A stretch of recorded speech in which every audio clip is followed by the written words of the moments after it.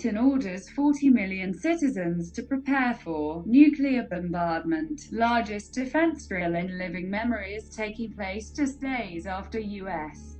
State Department warned of terror attacks in Russian cities. Vladimir Putin has ordered every city in Russia to take part in an urgent civil defense drill starting today.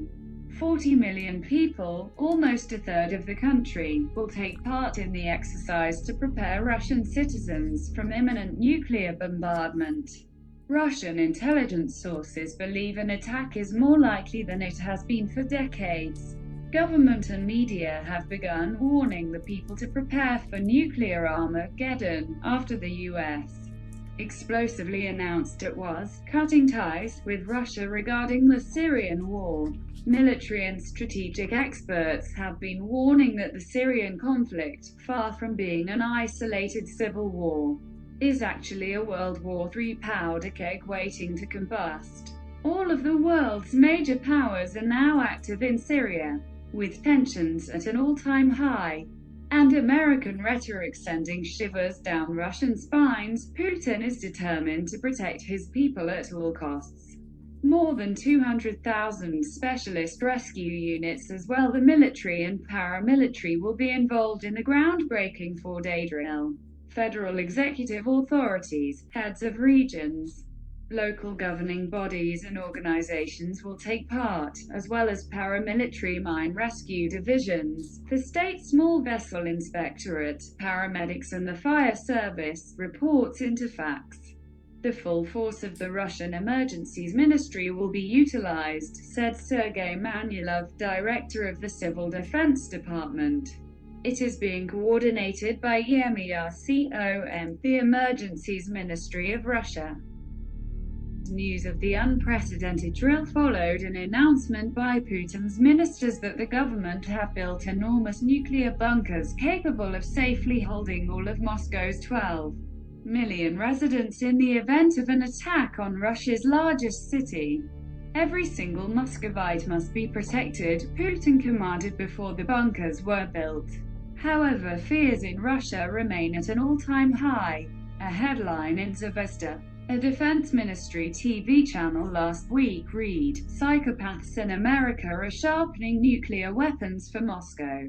A war between the US and Russia could prove apocalyptic as Russia, with 8,400 warheads, has more nuclear weapons than America's stockpile of 7,500.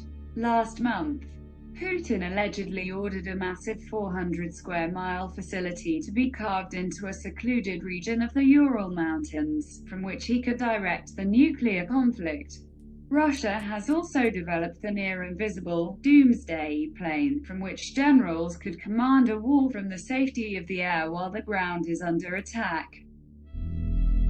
Last week, the Kremlin responded to U.S.